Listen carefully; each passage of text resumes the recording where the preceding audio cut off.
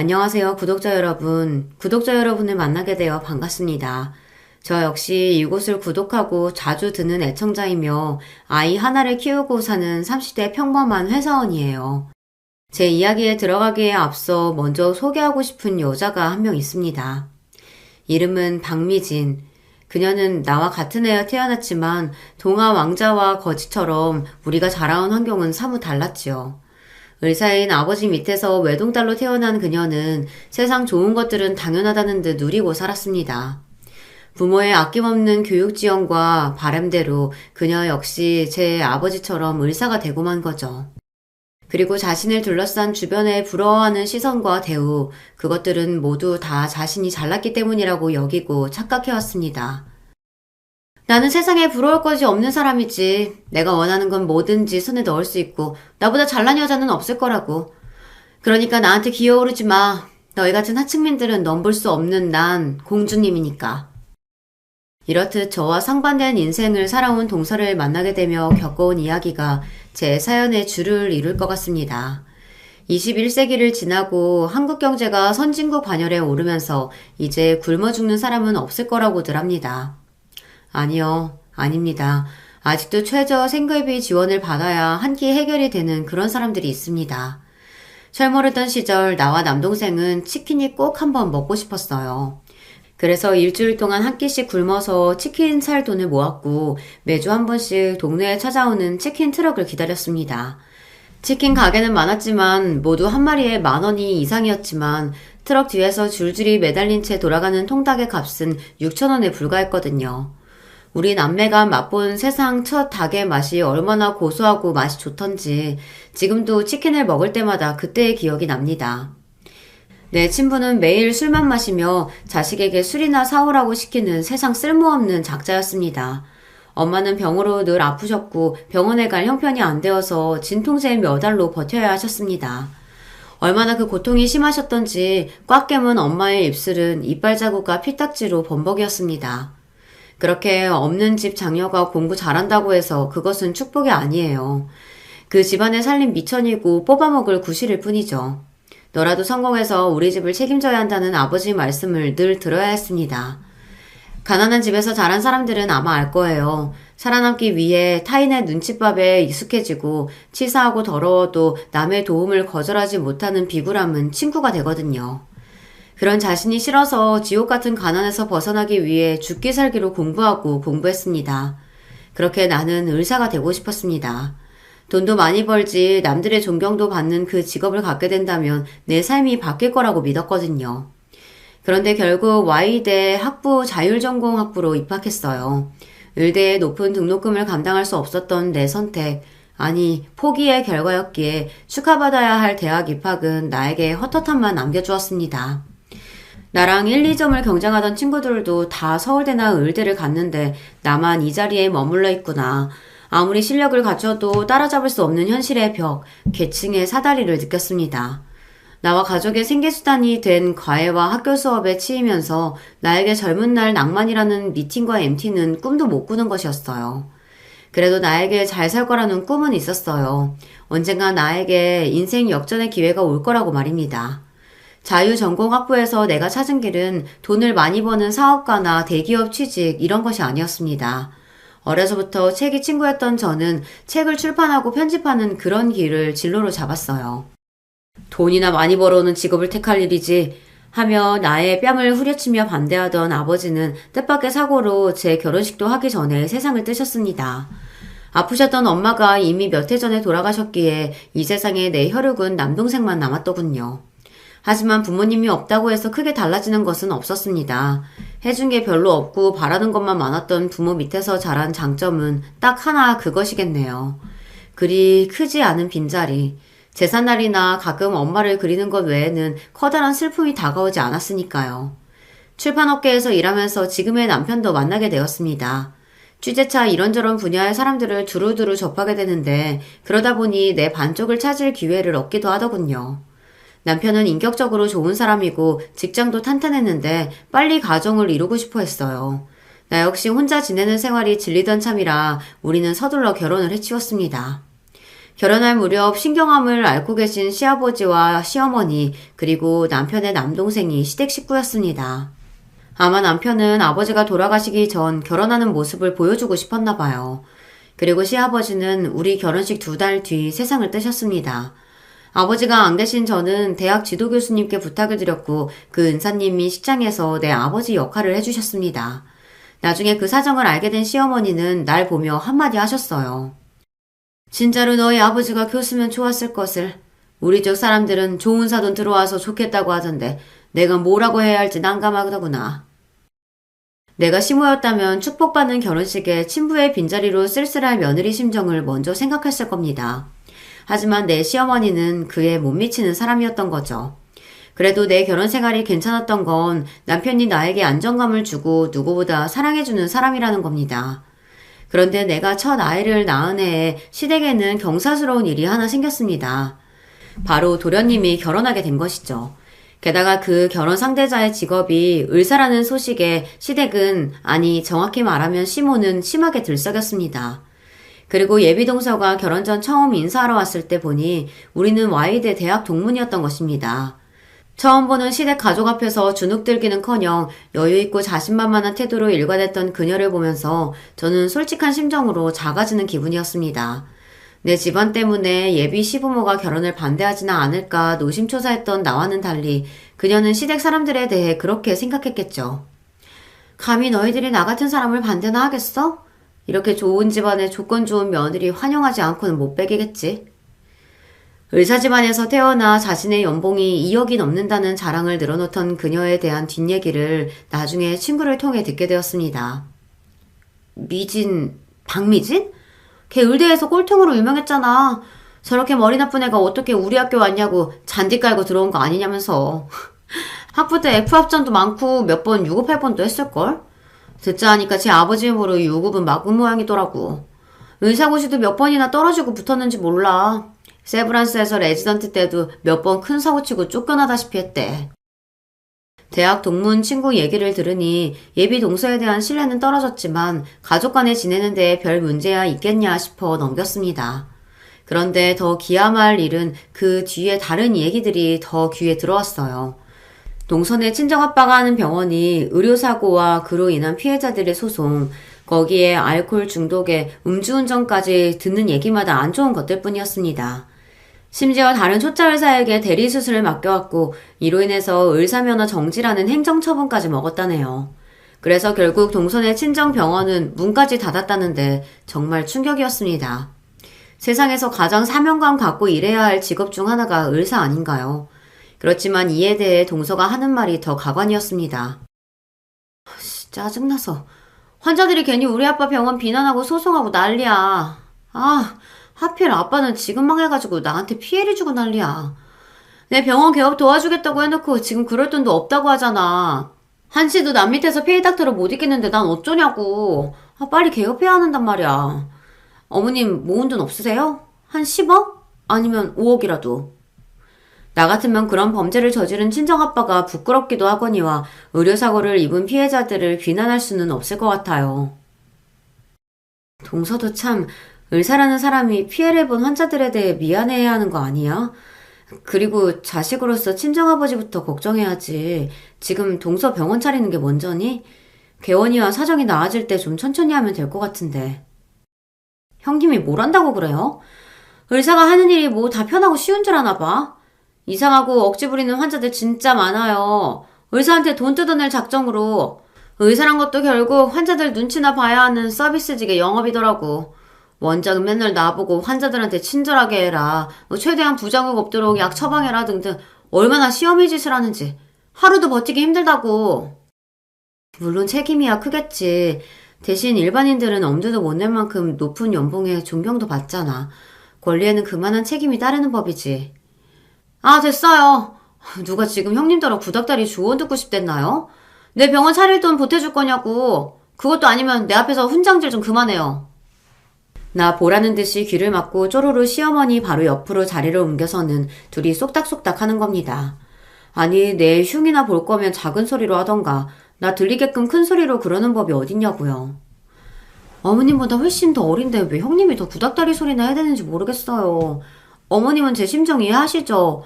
남편 월급만으로 나중에 우리 애들 대치동 영어 유치원에 학원비 어떻게 감당하겠어요. 제가 어서 병원 개업해서 돈을 쓸어 담아야 우리 애들도 나중에 나처럼 을사로 키우죠. 안 그래요? 그럼. 원래 너희 형님은 너처럼 을대에 못 갔잖아.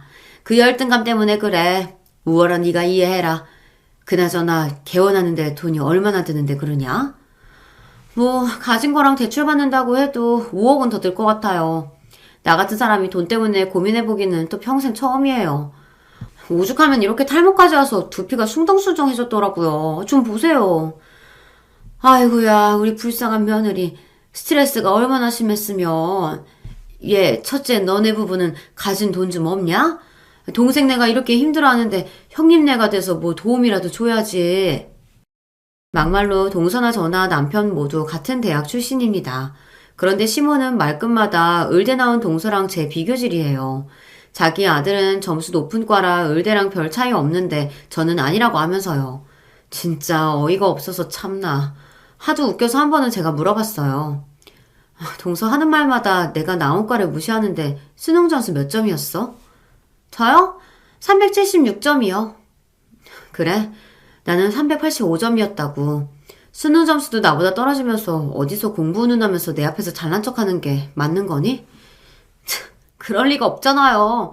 그렇게 높은 점수면서 왜 의대 안 가셨어요, 그럼? 공주님처럼 잘한 동서가 우리 친정집 같은 사정을 어떻게 알겠어. 의대 등록금 때문에, 그리고 난 전액 장학금 조건으로 지금의 과에 간 거야. 학부 때 난 동서처럼 F 하나 없었고 오히려 A가 대부분이었는데 동서는 유급도 할 뻔했다며? 형님이 그걸 어떻게 누구한테 들었어요? 우리 동문인데 그걸 모르겠어? 동창 친구한테 들었어. 자기 학교 다닐 때 공부 못해서 꼴통 소리 듣고 다녔다면서?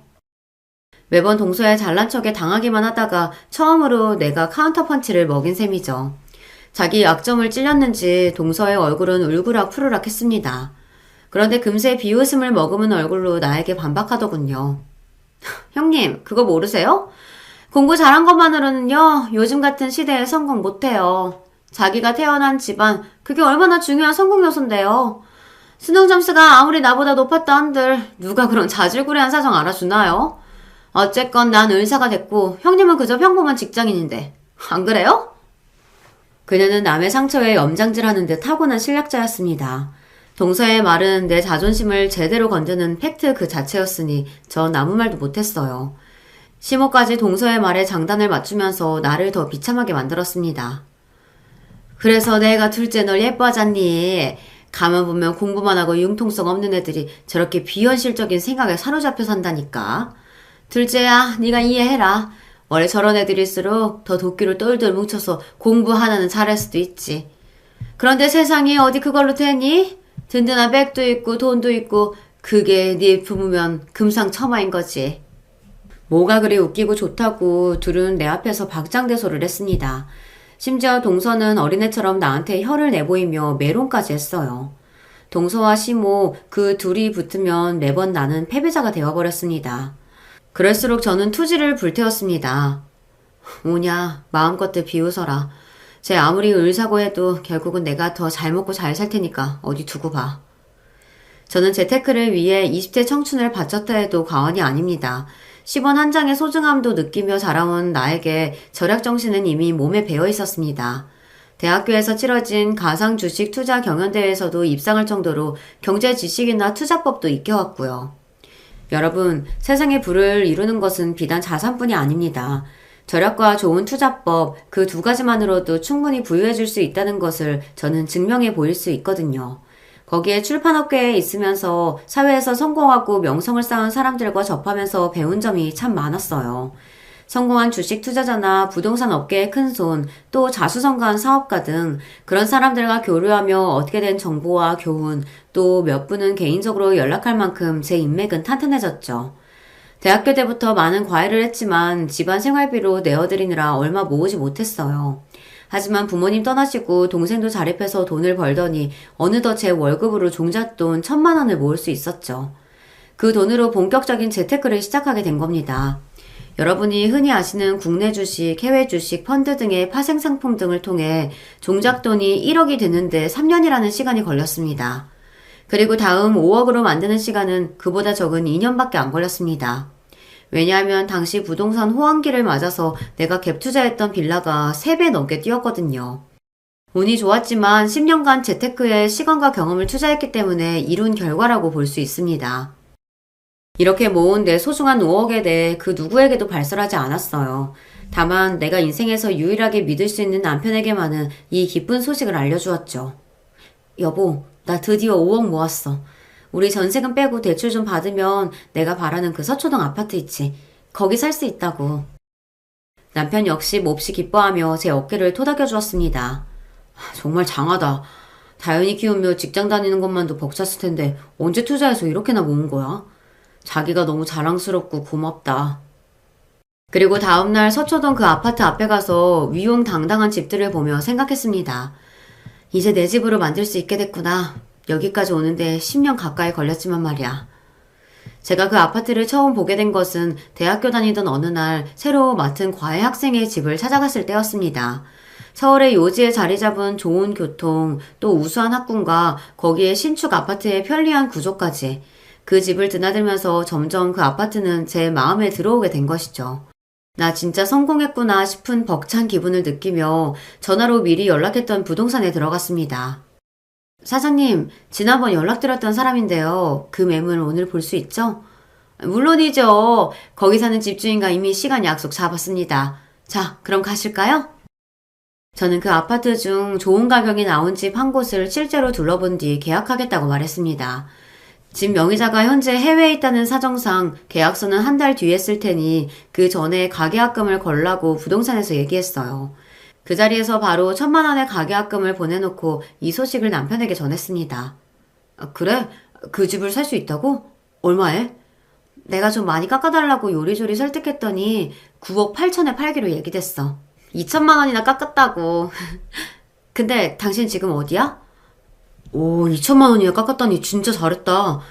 갑자기 가족회의랍시고 엄마가 우리 형제들 불러 모았거든. 잠깐만, 엄마 뭐라고요? 네? 여보, 일 끝났으면 엄마가 당신도 집으로 오라고 하시는데?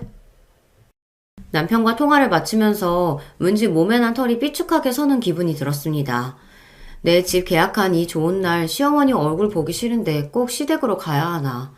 하지만 이미 가겠다고 말한 마당에 어쩔 수 없이 시댁으로 발걸음을 돌려야 했죠. 시댁에 들어가니 현관에는 여러 구두와 신발이 뒤엉켜 있는 것이 눈에 들어왔습니다. 생각보다 많은 식구들이 모여있음을 짐작할 수 있었죠. 또 뭐가 필요하시다거나 여행 보내달라고 부르신 건가? 평일 저녁에 부르실 게 뭐람. 혼자 궁시렁대고 들어가니 거실에 있던 시댁 가족 모두 일제히 나를 보고 있었어요. 마치 나를 무척 기다리고 있었다는 듯 상기된 얼굴로 시모가 제일 먼저 절 불렀습니다. 어서 오너라, 내 장한 며느리. 평소답지 않게 나를 환대하니까 좋다기보다는 무척 의아했거든요. 얼떨떨해하며 들어가려는데 먼저 와 있던 동서가 자리에서 일어나 나를 마중하러 오기까지 하는 겁니다. 그리고 내 팔에 팔짱을 끼며 거실로 같이 걸어가는 거예요. 내가 오든 말든 평소 인사도 안 하던 애가 갑자기 무슨 바람이 불었대. 이상하지만 그래도 대접받으니 기분이 나쁘지 않았어요. 그렇게 동서의 손길에 이끌려 거실 소파에 앉게 되었죠. 집에 무슨 일이 생겼나요? 갑자기 모든 가족들이 소집되셨네요. 우리 집안에 아주 중차대한 문제가 있어서 그거 얘기하던 중이었는데 뜻밖의 네가 우리의 구세주라는 걸 알고 나서 얼마나 다행이던지. 도대체 무슨 말씀이신지 자세하게 설명을 좀 해주세요. 우리 친정에서 내 병원 차리는 일을 결국 못 도와주겠다고 하셨거든. 그래서 당장 어찌 돈을 해결해야 하나 모든 가족이 모여서 고민하던 차에 아까 형님이 전화하시는 걸 듣게 되었죠. 우리 멋진 형님, 언제 그렇게 몰래 거액을 만드신 거예요? 그 염소똥 같은 월급으로 그게 가능한가? 남편과의 통화를 듣고서 내게 큰돈이 있다는 것을 시댁 사람들 모두가 알게 된 것입니다. 뜻밖의 상황에 당황한 나머지 난 남편부터 찾았어요. 우리 다현 아빠는 어디 갔어요? 어떻게 된 상황인지 자초지종을 좀 들어봐야겠어요. 그럴 필요까지야 있겠니? 우리가 아까 다 들었단다. 앙큼한 거. 너 5억이나 모았다면서? 지금 딱 이 동서가 필요한 돈이 그건데 네가 해주면 되겠다. 금뱅이도 그러는 재주가 있다더니. 아니 식구끼리 좋은 투자처 있으면 공유도 하고 그럴 것이지 혼자서만 돈 버셨다니 참 너무해요. 제가 병원 개원하고 나면 꼬박꼬박 갚을 테니까 그 돈 저 빌려주세요. 내 청춘 다 바쳐 모은 돈을 대놓고 달라는 두 여자 말에 황당하고 어이가 없었습니다. 그 뻔뻔함에 화가 치밀어 오를 지경에 이르렀죠. 안 될 말씀이네요. 그 돈은 우리 식구의 보금자리 아파트를 사기 위해 제가 어려서부터 모은 거라고요. 미안하지만 동서, 나 그 돈 내줄 수 없어. 가식적으로 웃고 있던 동서와 시모의 얼굴 표정이 내 거절 한마디에 차갑게 싹 변해버렸습니다. 왜? 그냥 달란 것도 아니고 지금 내가 절실하게 필요한 상황이니 나중에 잘 갚겠다고 했잖아. 형님은 내가 그렇게 미워요? 아니, 내가 잘 되는 건 다 배 아프신 건가? 동서, 오해가 심하다. 동서가 밉다고 이유 없이 못 빌려주겠다는 게 아니야. 이유가 있다고. 그래? 그 이유나 들어보자. 형제가 내 도와주는 것보다 더 큰 이유가 뭔데 그러냐? 방금 저 아파트 계약하고 온 길이에요. 서초동 우리 아파트 구입하겠다는 계약금으로 1,000만 원 치르고 돌아오는 길이거든요. 뭐? 서초 우리 아파트? 거기 우리 엄마 친정집인데 형님이 거기 들어간다고? 형님, 뱁스가 황새 따라가면 다리 찢어지는 법이에요. 우리 친정집이 부러웠던 모양인데 형님이 갈 만한 그런 동네인 줄 알아요? 집 사는데 사람 정해놓는 법 있나? 그 돈 낼 능력만 있으면 되지. 그리고 내가 살 아파트 내 돈 주고 산다는데 동서가 뭐라는 거야? 동서네 친정집이 그 아파트인지도 몰랐어 나. 됐다. 긴 말 필요 없고 아파트는 나중에 사고 일단 작은 애한테 그 돈 줘라. 이제 저는 참고 있을 수가 없었습니다. 자기들이 나한테 해준 게 뭐 있다고 내 돈 가지고 빌려줘라 마라 간섭인지 모르겠어요. 게다가 동서는 그 아파트가 내가 살만한 곳이 아니라며 대놓고 무시하고 말이죠. 내 돈입니다. 왜 내 돈에 왈가왈부하는지 몰라도 이미 아파트는 계약했고 돈 이야기는 그만하시죠. 절대 안 돼. 이 돈이 나한테 어떤 의미인데 죽어도 내 돈은 못 내놔. 저는 울면서 시댁을 뛰쳐나오다시피 도망쳤습니다. 내가 이만큼 강경하게 거절했으니 다신 돈 얘기 꺼내지 않을 거라던 내 생각은 짧았어요. 이미 손에 닿을 수 있는 돈 5억이 내게 있다는 걸 아는 이상 동서는 내 돈을 절대 포기하지 않으려던 것입니다. 호랑이 입에 담겨있는 금괴는 포기할지언정 집에서 키우는 개 입속의 금괴는 아무리 발버둥 친다 해도 어떻게든 빼내려 들겠죠. 시모나 동서에게 저는 그런 개처럼 하찮은 존재였으니 그런 마음이었을 것 같아요. 그날 이후 매일매일 시모는 내게 전화해야 됐습니다. 서방님도 나한테 도와달라고 카톡도 보내고 전화도 하고 내가 듣는 척도 안 하니까 이젠 남편까지 그렇게 쫓아다니다 봐요. 와, 내가 업무 준비하느라 연락을 못 받으니까 오늘 아예 회사까지 찾아오더라. 돈이 얼마나 급하면 그럴까도 싶네. 우리가 당장 살 집이 없는 것도 아닌데 우리 그냥 재수씨 빌려줄까? 모든 사람들이 한패여도 당신은 나한테 그러면 안 되죠. 내가 어떻게 모은 돈인지 알면서 그런 소리래요? 동서야말로 나중에 천천히 개원하면 되지 왜 꼭 지금 못해서 난리야? 내가 동서한테 더 얄미운 부분이 뭔지 알아? 정작 내 돈 필요한 당사자는 자기면서 어머님이나 서방님같이 주변 사람들 움직여서 내 돈을 노린다는 점이야. 그런 비열한 속내가 보여서 동서한테만은 절대 내 돈 못 줘. 아, 그래 알겠어. 당신도 좀 너무 예민하다. 어차피 안 빌려주겠다면 내 입장에선 당연히 당신 말 따라야지. 그런데 엄마 말 맞다나 재수씨에 대한 열등감 때문에 유독 재수씨 병원 차리는 일 막으려는 그런 의도는 아니지 당신? 어머님이 그런 말까지 하셨단 말이야? 날 어떻게 봤으면 시어머니란 사람이 그렇게 말했을까요? 게다가 남편까지 그런 말 못하게 막아야지 등신처럼 듣고만 있다가 나한테 전하다니 정말 충격이었습니다. 모두가 나를 등지고 오로지 동서 편만 드는 기분이었어요. 이쯤 되자 무슨 상황이 되더라도 내 돈 지키고 동서 좋은 짓은 해주고 싶지 않다는 오기마저 생겼습니다. 그러던 어느 하루 재택근무로 집에서 일하던 중이었습니다. 사회 각층의 직업에 대한 인터뷰를 실는 칼럼을 준비하기 위해 어떤 국선 변호사와 전화로 대화하던 와중 초인종 소리가 울렸죠. 집에 방문객이 왔는데 괜찮으시다면 제가 5분만 있다가 인터뷰 이어가도 되겠습니까, 변호사님? 그 변호사는 흔쾌히 수락했고 저는 전화를 내려놓고 찾아온 두 사람에게 문을 열어주었어요. 문을 열자마자 바로 시어머니와 동서는 현관까지 절 밀고 들어왔습니다. 역시나 돈을 내놓으라는 얘기로 현관에 서서 한동안 옥신각신했어요. 몇 번을 말씀드려야 돼요. 이미 계약까지 했으니 난 돈 없어요. 못 빌려준다고요. 그리고 저 지금 재택근무 중이거든요. 이만 돌아가 주세요. 형님은 집에 찾아온 손님한테 차 한 잔 안 주고 문전북대부터 하시네요. 이거 보세요, 어머님. 돈도 안 빌려준다고 버텨. 연락도 피해. 이게 우리 무시하는 게 아니면 뭐겠어요? 동서 지금 나보고 이게라고 했어? 열낼 것 없다. 순한 둘째 며느리니까 이 정도 말로 끝났지. 너는 연소리 들어도 어디 뭐라 못해. 그깟 돈 좀 생겼다고 하늘 같은 서방네 가족 무시해도 된다 생각한 모양이지? 착각하지 마라. 없는 집에서 자랐어. 그 돈이 뭐 어마어마한 줄 아나 본데. 너희 동서는 개원하고 지금만 딱 필요하고 그깟 돈 1년 만에 갚을 거라고 하니까. 그런데도 지금처럼 우리 개무시하면서 피할 테냐? 그래요. 그렇게 대단하신 동서니까 나 같은 거지한테서 돈 뺏어갈 생각 말고 스스로 알아서 하면 되겠네. 왜야? 시몬은 그 자리에서 바로 내 머리를 잡아채려고 손을 뻗었는데 저는 반사적으로 그 손아귀를 피했습니다. 그런데 뒤이어 동서가 내 머리통을 후려치고는 양손으로 딱 잡고 있더군요. 내가 움직일 수 없는 사이 시몬은 잔인하게 내 머리끄댕이를 잡아채 올렸습니다. 이년이 너는 가족도 아니야. 돈 귀신 붙은 년? 돈이면 가족이고 뭐고 안중에도 없는 년? 살면서 그런 쌍욕의 쌍욕은 처음 들었습니다. 어머님, 아무리 화가 나셔도 그렇지 지금 저한테 무슨 짓이세요? 이거 놓으시란 말입니다. 말이 안 통하는 것들은 자고로 먼지나게 패는 게 약이라고 했어. 너 이래도 고집 피울 테냐? 이래도? 아파 죽겠어요. 동서, 보고만 있을 거야? 정신없이 시모의 손에 맞아대는 와중에도 동서가 배를 잡고 웃고 있는 것만은 똑똑히 보였습니다. 아유, 속이 다 시원하다. 어머님, 이번에는 잡은 머리 앞뒤로 흔들어 보세요. 이렇게요. 도리어 시모의 폭행을 거들고 부추길 뿐이었어요. 처음에는 잠깐 그러다 말겠지 했는데 이 상황이 끝날 기미가 보이지 않았습니다. 이젠 아예 그 사람들 내가 고통스러워하는 모습을 즐기기까지 하는 건 아니겠어요. 이 사람들한테 나 진짜 어떻게 되는 건 아닌가 싶은 살떨리는 순간이었어요. 아주머니, 손 놓고 거기 떨어지세요.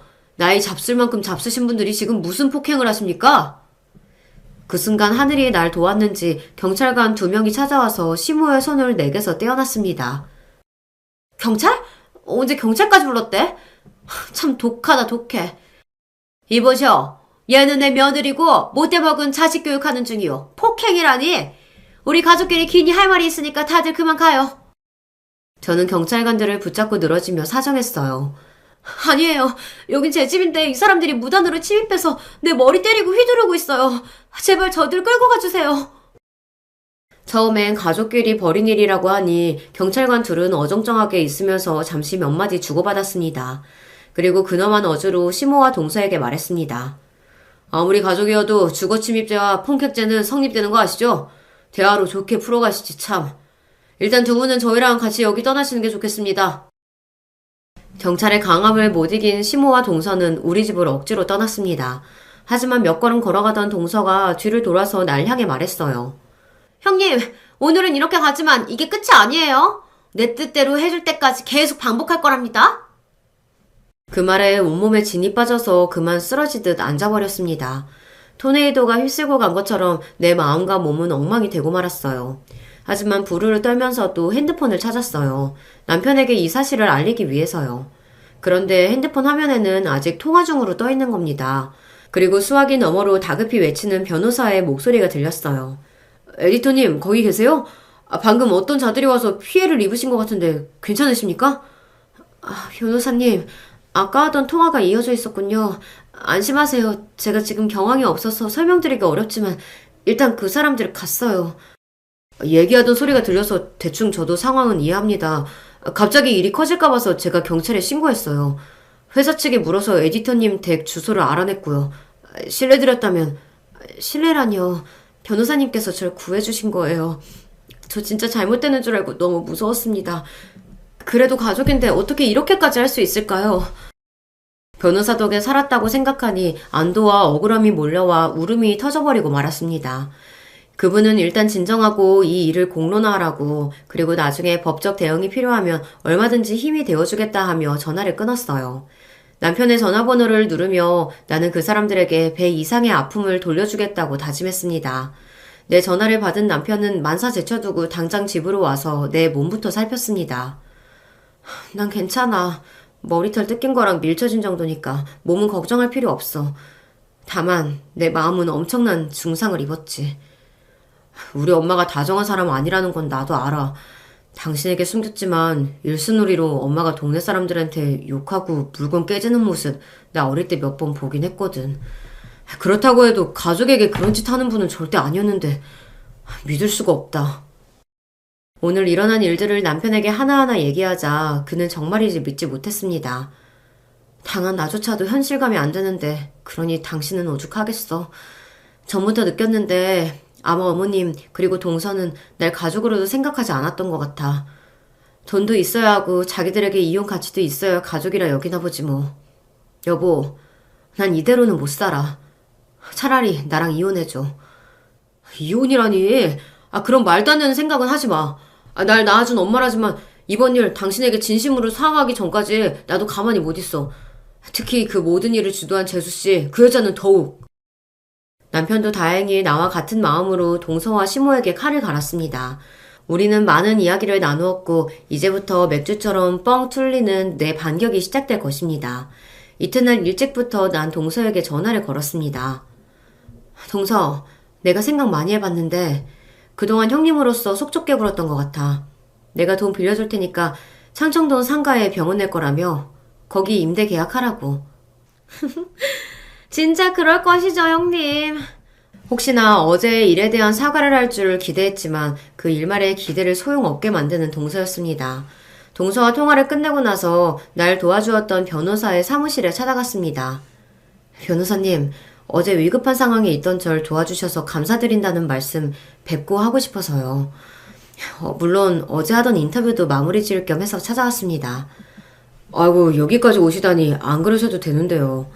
그래도 충격이 크셨을 텐데 괜찮아 보이셔서 다행입니다. 네, 사람이 복수를 품으니 없던 힘이 생기더군요. 저희 시댁에 사실 이런 일이 있었어요. 변호사를 찾아간 김에 어떤 좋은 비책이 있을까 해서 내가 당한 이야기들을 솔직하게 상담했어요. 그에게서 들은 몇 가지 조언을 듣고 나서 또 그에 대한 상담료를 지불하고 나서 가벼운 발걸음으로 사무실을 나왔습니다. 폭풍 직전이 가장 조용하다고들 하죠.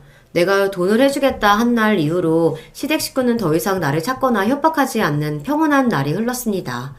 오히려 자신들의 행동들로 말미암아 내 태도가 바뀌었다며 흡족해 하더군요. 아둔한 자들 같으니 곧이어 무슨 일이 벌어질지 그들은 전혀 눈치채지 못했습니다. 오랜만에 시댁에서 모두 모인 자리에서 남편은 동서가 기뻐할 만한 소식을 전했어요. 제수씨처럼 능력 있는 의사가 우리 방송에 한 번쯤 나와야 한다고 생각해요. 어머, 정말이에요? 진작에 좀 그러시지. 방송 타서 나에 대해 홍보를 하고 난 다음에 내 이름 건 병원 열면 아주 환자가 들끓겠네. 하하, 그러게요. 내가 좀 고지식해서 가족을 방송 일에 끌어들이라는 것이 직업 윤리상 좀 걸렸거든요. 그런데 뭐 주변에 선후배 프로듀서들 보니까 다들 그렇게 하더라고. 이제야 현실 감각을 좀 찾으신 것 같아서 다행이네요. 전부터 고모부 하는 방송에 좀 출연하게 해달라고 했는데 뭐 이제라도 정신 차리셨으니 됐어요. 근데 형님도 내 말 고분고분하지 고모부까지. 참 마음에 들어요. 에이, 기분이다. 오늘 모두 호텔 가서 식사하시죠? 있는 집 자식으로 경제적 불편함은 없던 동서는 또 남에게 돈 쓰는 일에는 인색하기만 했었거든요. 그런데 얼마나 기분이 좋은지 온 식구들을 호텔 뷔페에 데려갈 정도였을까요? 나와 남편은 속으로 그런 동서를 비웃으며 그녀가 사주는 비싼 밥을 맛있게 먹고 있었습니다. 형님, 돈은 준비되셨겠죠? 이제 저한테 보내주셔야 돼요. 병원 임대 계약에 인테리어랑 의료기기 장비까지 전부 계약했거든요. 다음 주부터 중도금과 잔금 내야 하니까요. 내가 문자 보내줄 테니까 그 계좌로 바로 입금하도록 하세요. 저는 그저 동서에게 웃어 보이며 먹고 있던 음식에 집중했습니다. 호텔 뷔페가 참 맛있긴 하더라고요. 아이고, 이 속 없는 거사. 결국 동서에게 피 같은 돈 주기로 한 거냐며 여러분 답답하셨나요? 천만입니다. 전 애초에 그 돈을 동서에게 해줄 생각이 요만큼도 없었거든요. 그런데 왜 돈을 주겠다고 하고 동서 말대로 굴었느냐 하면 말이죠. 동서가 병원을 열기 위해 여기저기에 계약하면서 쓰고 다닌 돈이 이미 1억이 훌쩍 넘었습니다. 변호사 얘기를 들어보니 세상의 모든 계약에는 위약금이라는 것이 있다더군요. 그래서 일부러 돈을 빌려주는 척 굴고 동서가 여기저기서 일을 벌이도록 유도한 것이죠. 그런 상황에서 갑자기 내가 돈을 빌려주지 못한다면 단지 1억이 넘는 계약금만 되돌려받지 못하면 양반인데 경우에 따라서 잔금을 못 내면 벌금까지 내야 할 수도 있다고 합니다. 그게 법률 용어로 위약금이라는 건데 전 바로 그것을 동서에게 선물처럼 안겨줄 생각이었죠. 동서 말대로 며칠 뒤 나에게 계좌번호를 보냈지만 전 그대로 무시했습니다. 또한 돈을 보내줘야 하는 날이 되도록 나는 연락을 끊고 지냈어요. 동서 입장에서 믿었던 돈줄이 연락 두절이니 미치고 팔짝 뛸 노릇 아니겠어요. 발등에 불이 떨어진 동서는 급기야 우리 딸의 유치원 앞에서 날 기다리고 있었습니다. 여기서 기다리니 이제야 나타났네. 내가 전화도 수천 번 했어. 집에도 찾아가도 아무도 없던데. 도대체 잠수라도 탄 거예요? 나 돈 필요하다고 빨리 보내달라고요. 동서의 성화에 난 바로 울상을 지으며 털썩 주저앉아 엉엉 우는 신용을 했습니다. 동서, 큰일 났어. 큰일 났다고. 무슨 일이에요? 차근차근 얘기 좀 해봐요. 내가 크나큰 일을 겪어서 경험이 없는데 동서 연락을 어떻게 받고 답하겠어. 나 있지. 사기당했어. 보이스피싱 말이야. 어떤 남자가 전화해서 자기가 검찰청 사람인데 내 돈 전부가 들어있는 계좌가 범죄에 사용되었다고 하지 않아. 그대로 두면 이미 범인들이 내 돈 전부 빼간다는데 내 계좌를 범죄에 써서 나까지 연루될 수 있다고. 그러니 내가 어떻게 하겠냐고. 그들이 시키는 대로 통장 비밀번호랑 알려주고. 그래서 어떻게 됐는데요? 설마 지금 그 보이스피싱 놈들에게 돈을 홀라당 넘겨주었단 말은 그런 건 아니겠죠? 하지만 난 아무 말 못하고 땅을 치며 통곡했고 그런 날 보는 동서는 너무나 어이없어 했습니다.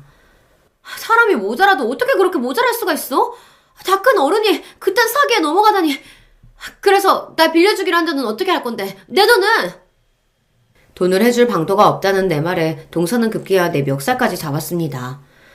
네 돈 홀라당 날려먹은 건 네가 알아서 할 일인데 난 어쩔 거야. 네 돈만 믿고 계약금에 위약금까지 몇 억은 될 텐데. 게다가 이미 다니던 병원도 그만둔 지 오래라고. 미안하게 됐어 동서.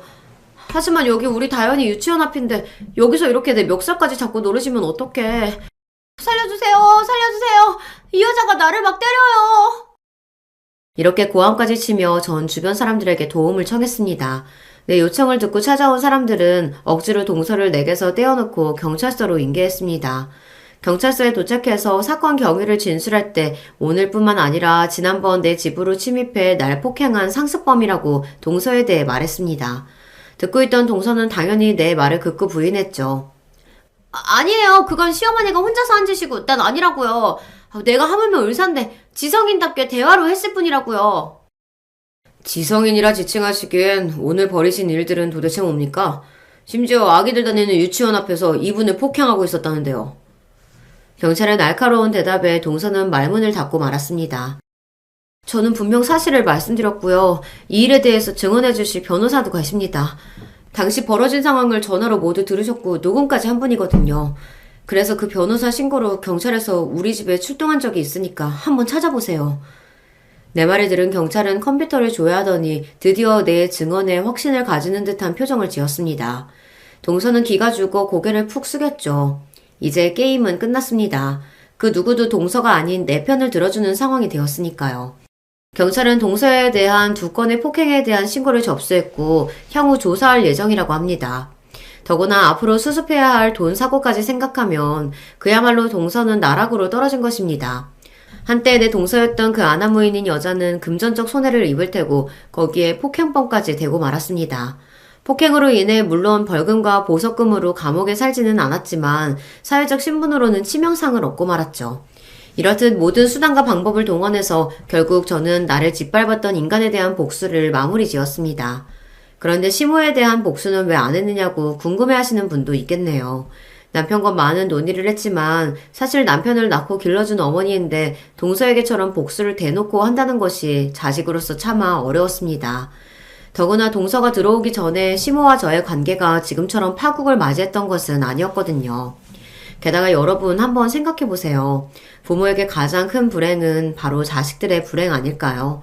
더구나 자식의 불행이 자신으로 말미암아 벌어진 일이라는 것을 깨닫게 된다면 아마 더욱 괴로울 겁니다.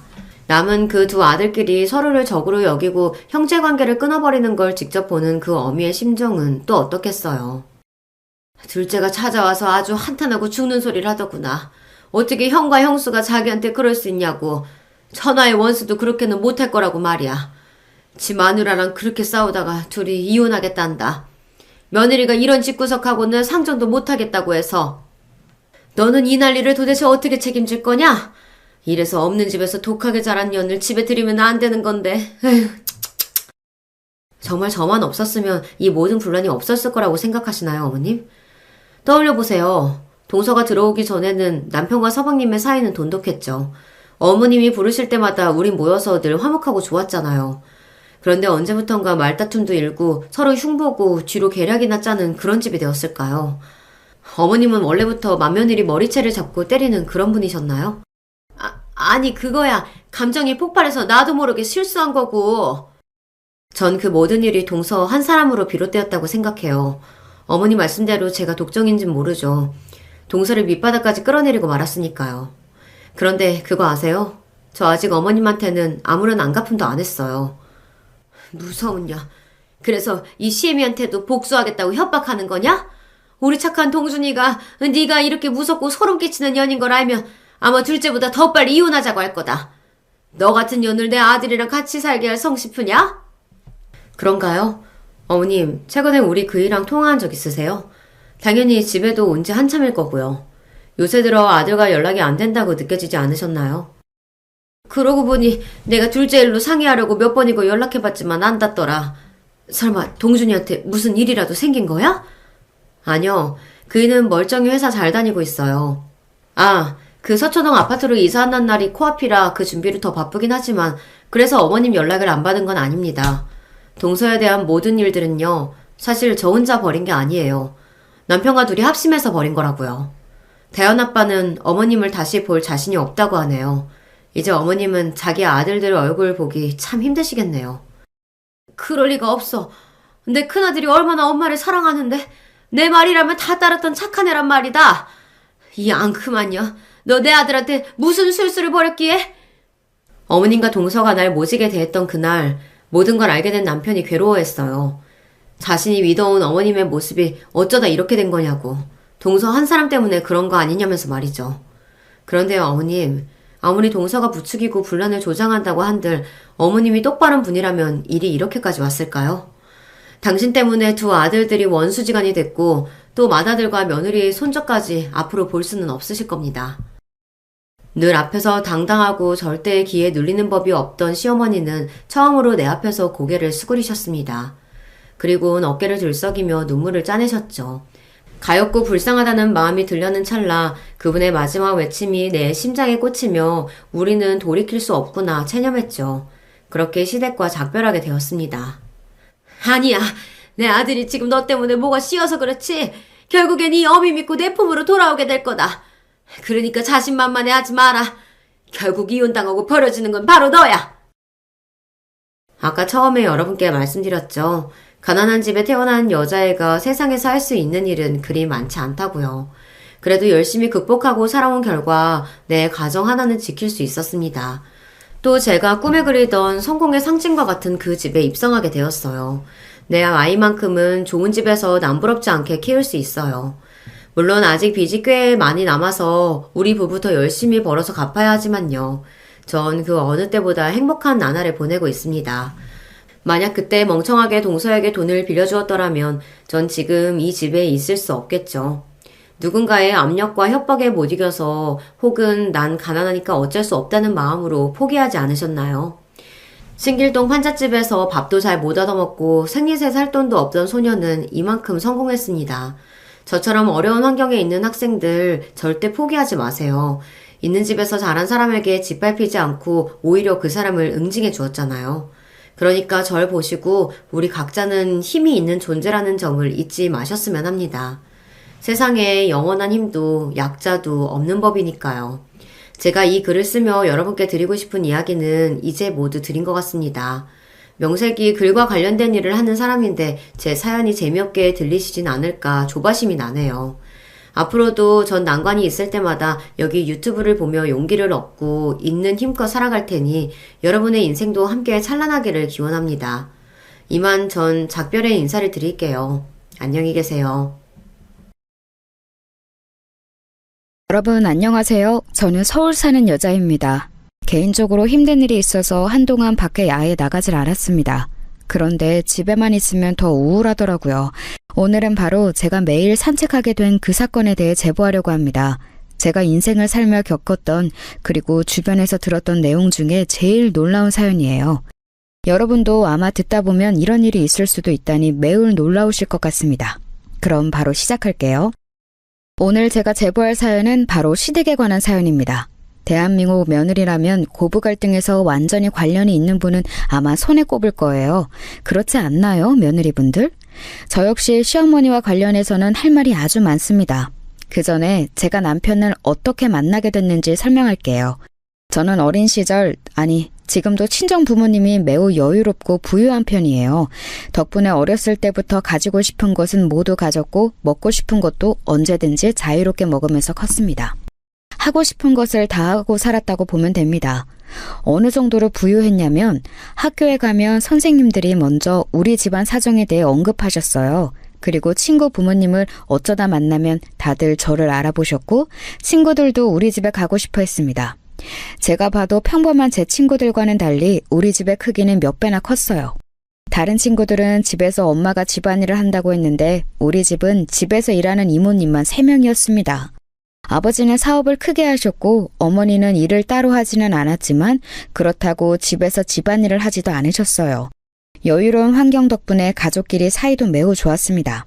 게다가 저는 위로 언니와 오빠가 있는 막둥이였거든요. 그래서 언니와 오빠의 내리사랑도 받으며 행복하게 자랐습니다. 부모님은 언제나 다정하고 우리 집은 큰 근심 걱정 없이 아주 행복했어요. 이런 제가 부모님과 태어나서 처음으로 갈등을 만든 계기는 바로 결혼이랍니다. 우리 집은 아빠가 사업을 하시니 엮인 집안이 참 많았어요. 그러면서 결혼으로 가족이 된다면 이득인 가문이 몇 있었습니다. 오빠와 언니는 그렇게 어른들의 주선으로 만나서 결혼하게 되었어요. 워낙 아빠가 우리 가족들에게는 자상했어도 깐깐하고 섬세한 분이거든요. 그래서 아빠의 검증을 받은 사람들과 선을 보고 결혼했습니다. 언니와 오빠도 아빠가 그렇게 데려온 결혼 상대가 마음에 들었다고 해요. 아빠가 몇 차례에 걸쳐 데려온 사람들이라 집안은 당연히 좋았고 성격과 외모도 훌륭한 사람들이었습니다. 저도 가족이 되고 형부랑 새언니를 보았는데 사람들이 참 선한 사람들이었어요. 왜 아빠가 데리고 왔는지 잘 알 것 같았습니다. 그런데 저는 경우가 달랐어요. 사실 저도 아빠가 데리고 온 사윗감이랑 결혼할 예정이었습니다. 하지만 사람 일이라는 게 어떻게 될지 모른다는 게 맞는 말 같아요. 아빠가 데려온 사윗감이랑 심지어 선도 보고 좋은 관계로 발전 중이었는데 저는 운명처럼 다른 남자에게 사랑에 빠지게 되었습니다. 제가 자주 가는 카페가 있었는데 조용하고 한적한 곳이라 손님이 별로 없는 곳이었거든요. 거기에 새로운 직원이 있었는데 그 사람이 바로 제가 새로 사랑에 빠지게 된 남자였습니다. 저한테 친절하게 말을 걸고 또 쿠키도 서비스로 주고 무엇보다 제가 읽는 책에 관심이 참 많더라고요. 취향이 통하는 모습에 마음을 빼앗기게 되었죠. 원래 결혼하려고 했던 분은 집안도 좋고 직업도 좋았지만 저랑 취향이 정반대였거든요. 그래서 제 마음에 확신이 생긴 후에 바로 부모님에게 알렸는데 알리자마자 불호령이 떨어졌습니다. 아직도 그날을 생각하며 가슴이 두근거릴 정도로 놀랐던 기억이 나요. 지금 그게 무슨 소리야? 결혼이 장난이야? 결혼은 사랑하는 마음으로 하는 게 아니라고 내가 몇 번을 말했어. 집안과 집안이 엮이는 게 결혼이야. 그 집안과 결혼하면 당장 얻는 이익이 몇 개인 줄 알아? 아빠, 언니랑 오빠로 만족하면 안 돼? 그래도 평생을 함께할 사람인데 이렇게 얼굴도 보지 않고 반대하면 어떡해?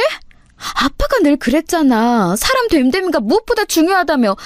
그 사람 진짜 사람 하나는 진국이야.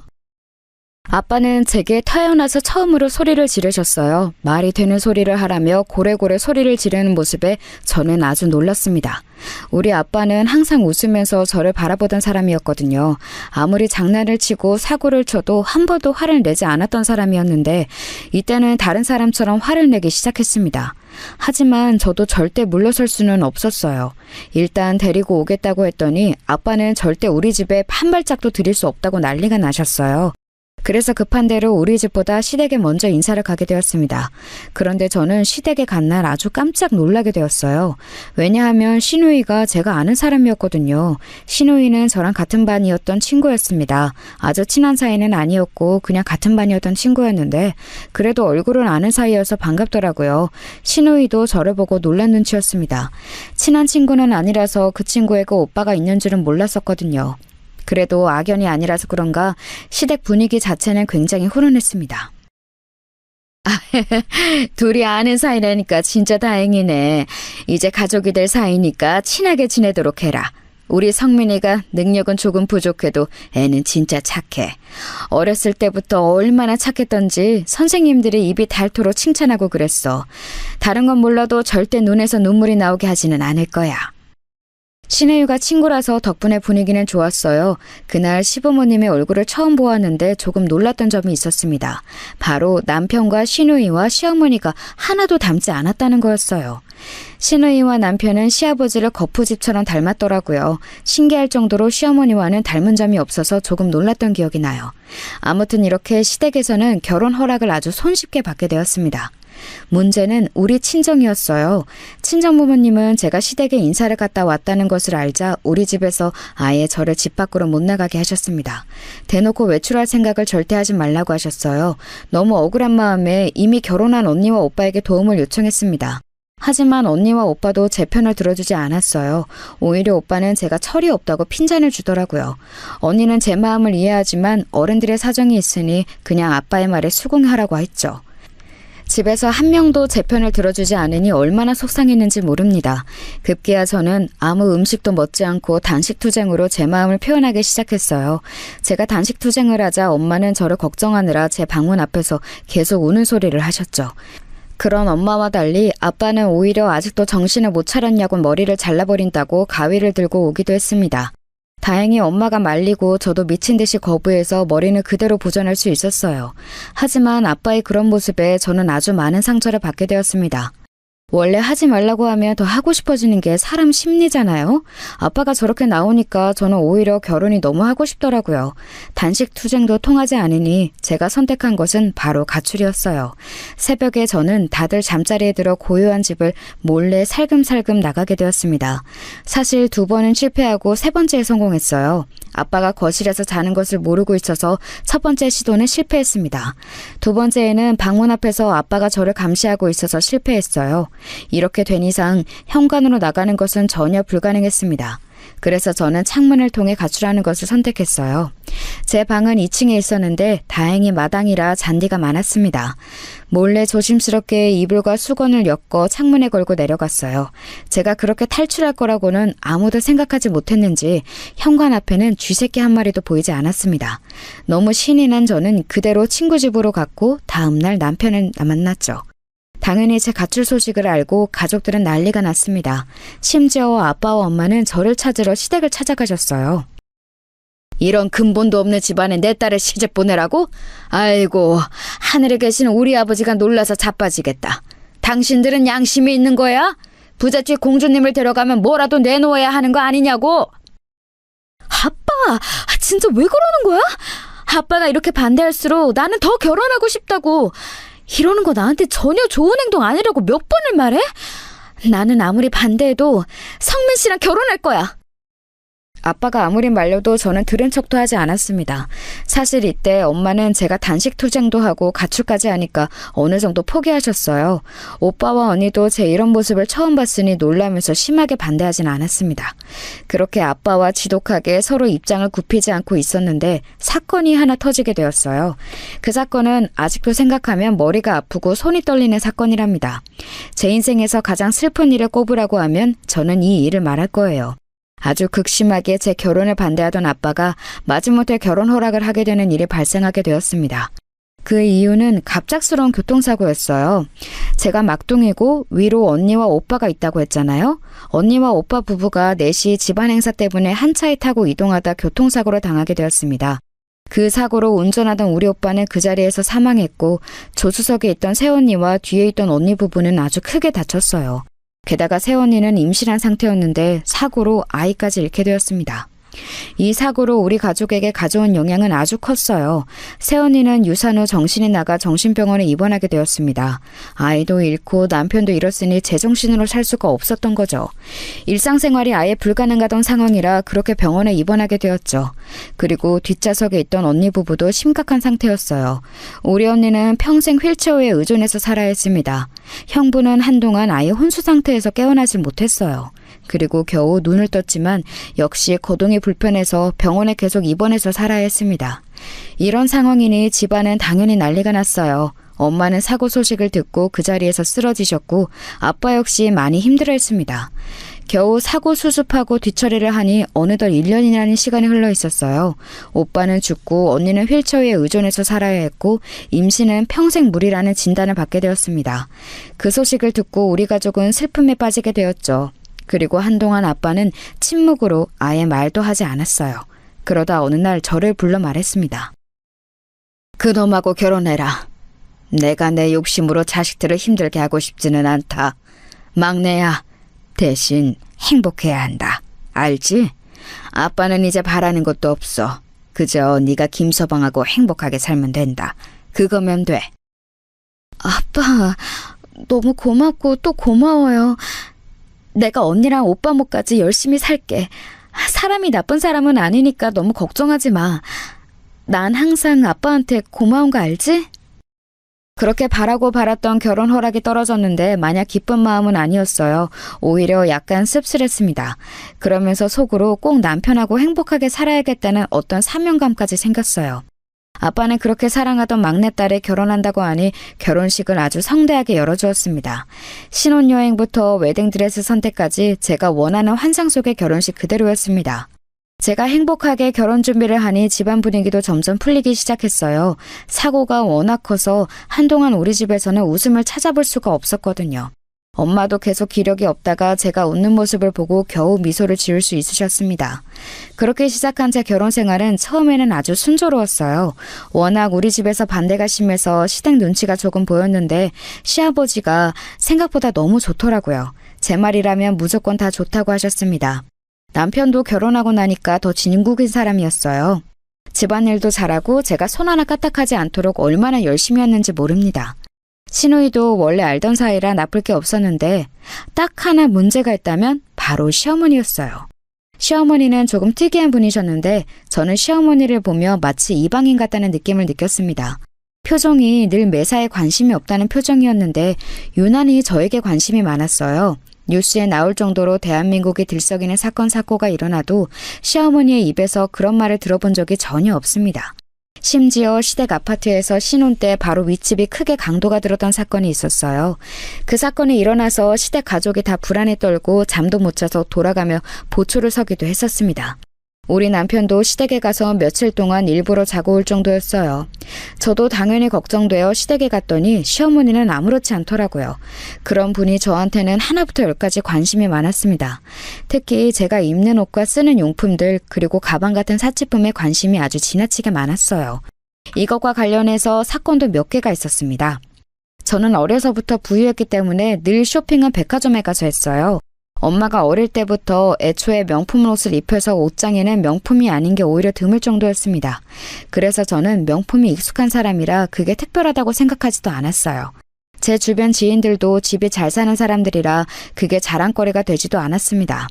그래서 명품이 이렇게 대단한 의미라는 것을 시어머니 입에서 듣고 알게 되었어요. 어머 세아가 그거 에르메스 가방 아니야? 나 그거 텔레비전에서 연예인들이 든 것만 봤는데 실물로는 처음 본다. 생각보다 훨씬 고급지고 예쁘네. 나 한번 들어봐도 되겠니? 어머, 마침 내가 입은 옷하고 색깔이 비슷해서 잘 어울리네. 시어머니는 제가 시댁에 갈 때마다 머리부터 발끝까지 한 번 쭉 훑어보셨어요. 그리고 유명한 명품이 있으면 꼭 착용해보는 것을 원하셨습니다. 가방이나 겉옷은 저도 아무렇지 않게 빌려주었는데 문제는 귀걸이나 원피스였어요. 하고 있던 귀걸이를 그냥 빼서 드리면 되는데 시어머니는 제가 빌려준 귀걸이를 끼고 어느 순간부터 빼지 않으셨습니다. 처음에는 저도 빌려드린 것을 까먹고 그대로 집에 온 적이 많았어요.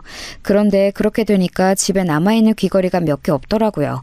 집에 와서 항상 저는 귀걸이를 빼는데 시댁에 다녀오면 뺄 귀걸이가 없었습니다. 원피스는 대놓고 눈에 보이니까 집에 갈 때 갈아입어 그럴 일이 없었는데 귀걸이는 저도 까먹기도 할 정도로 작았으니까요. 그러다 사건이 하나 발생하게 되었습니다. 추석 명절이라 시댁에 갔는데 그날 제가 엄마한테 생일 선물로 받은 비싼 진주 귀걸이를 시댁에 하고 갔어요.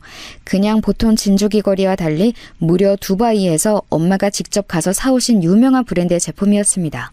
한국에서 쉽게 구할 수 있는 게 아니었어요. 엄마가 저를 생각해서 거기까지 사오신 귀걸이라 저도 많이 아끼는 거였습니다. 그런데 그날도 역시 시댁에 도착하니 시어머니가 단번에 귀걸이를 알아보셨어요. 그러면서 평소처럼 한 번만 껴보자고 하셨습니다. 저는 속으로 너무 빌려주기 싫었지만 저 때문에 분위기가 이상해지는 것은 더 싫었습니다. 그래서 그냥 빌려주고 대신 집에 갈 때 반드시 돌려받자고 생각했어요. 시어머니는 늘 그렇듯이 제 귀걸이를 끼더니 예쁘다고 좋아하셨습니다. 매번 저렇게 좋아하니 제가 제 돈으로 선물도 몇 번 해드렸어요. 그런데도 늘 저를 보며 귀걸이를 탐내셨습니다. 귀걸이뿐만 아니고 가방과 목걸이도 얼마나 만지던지 몰라요. 그날도 역시 제가 가져간 명품 가방을 몇 번이나 들었다 놨다 하셨거든요. 추석이라 요리할 게 되게 많았는데 사실 저는 결혼해서 요리를 태어나서 처음 해봤어요. 그전까지는 집에서 요리할 일이 전혀 없었거든요. 또 우리 친정엄마도 요리를 그렇게 좋아하지 않으세요. 어차피 집에서 이모님들이 요리해주기 때문에 엄마가 굳이 요리할 필요가 없으시죠. 그래서 결혼하고 남편과 살던 집으로는 어려서부터 우리 집에서 요리해주는 이모님이 우리 신혼집으로 오셨어요. 워낙 솜씨가 좋으신 분이라 제 입맛을 누구보다 잘하는 분이라 익숙했습니다. 그리고 남편도 마음에 들어했고요.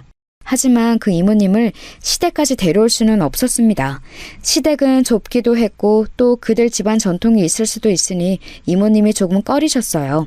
아무튼 그렇게 시댁에서 명절 음식을 준비하는데 어머니가 음식을 하면서 자꾸 귀걸이에 손을 가져가셨어요. 참기름이나 다른 고춧가루가 진주엔 묻는 것을 보고 기분이 좋지 않았습니다. 집에 가서 전용 클리너로 닦아야겠다고 생각하고 티를 내지는 않았어요. 그렇게 요리를 끝내고 집에 가려고 하는데 시어머니는 역시 귀걸이를 빼지 않고 있었습니다. 어머니, 저 이제 집에 가려고요. 아까 빌려드린 귀걸이 어디 있어요? 그거 우리 엄마가 제 생일 선물로 사주신 거예요. 예쁘죠? 엄마가 두바이까지 가서 사오셨어요. 그래, 이거? 알겠다. 두바이에서 온 귀걸이였어? 어쩐지 너무 예쁘더라. 착용감도 좋아서 계속 내가 만졌어. 깜빡하고 앉을 뻔했네. 나 그런 사람 아닌 거 너도 알지? 다행히 시어머니는 제가 귀걸이를 달라고 요구하자 바로 주셨어요. 그 모습을 보고 저는 괜히 제가 기분 나쁘게 생각했던 건지 반성하기도 했습니다. 그동안 시어머니가 제 귀걸이를 돌려주지 않았던 것은 다 실수라고 생각했어요. 이렇게 최대한 좋게 생각했는데 더 큰 사건이 발생하게 되었습니다. 저 귀걸이 사건 이후에 시어머니가 개인적으로 저에게 연락이 오셨어요. 평소에 저한테 딱히 먼저 연락하는 편은 아닌데 조금 놀란 채로 연락을 받았더니 시어머니가 며칠 후에 중요한 동창회가 있다고 하셨습니다.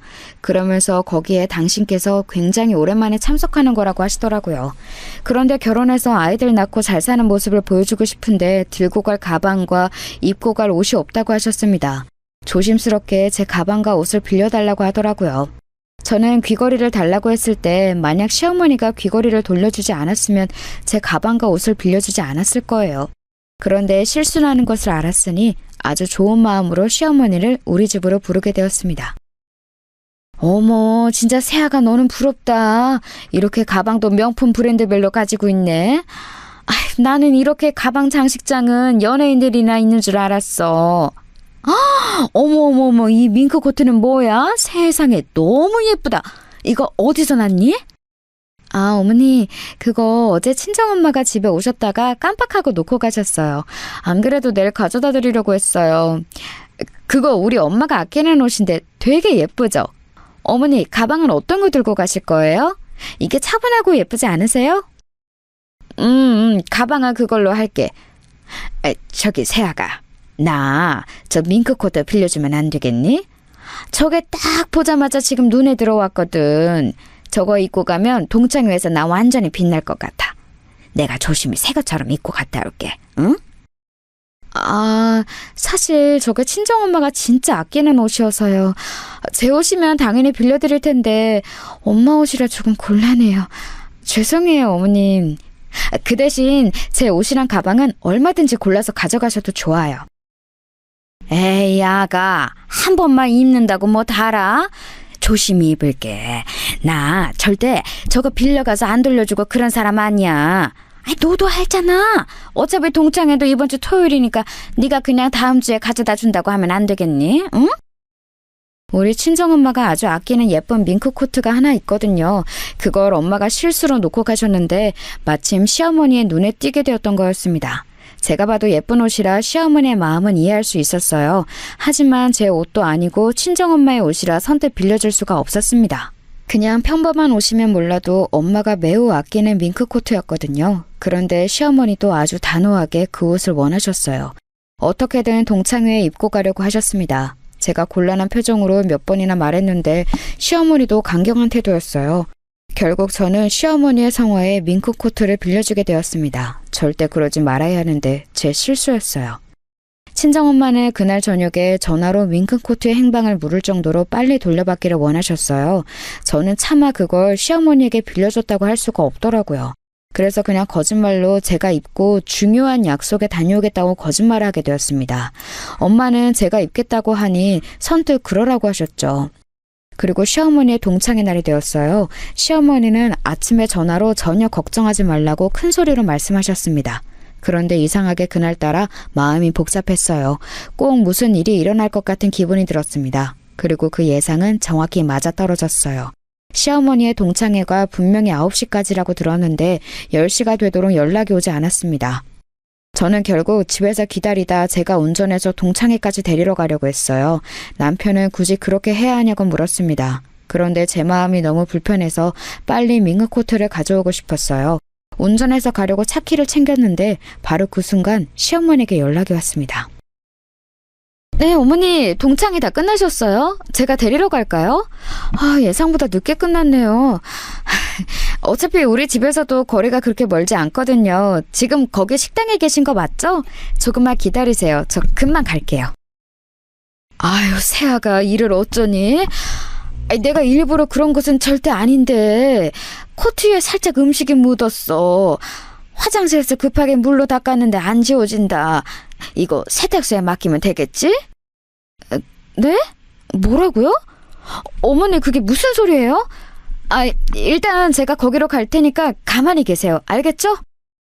저는 시어머니의 전화를 받고 깜짝 놀랐어요.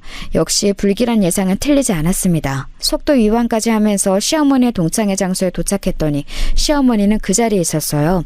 문제는 우리 엄마인 밍크 코트가 바닥에 굴러다니고 있다는 거였습니다. 시어머니는 전화로도 살짝 목소리가 술에 취한 것 같았는데 실제로 제가 도착할 때는 너무 많이 드셔서 정신을 차리지 못하고 계셨어요.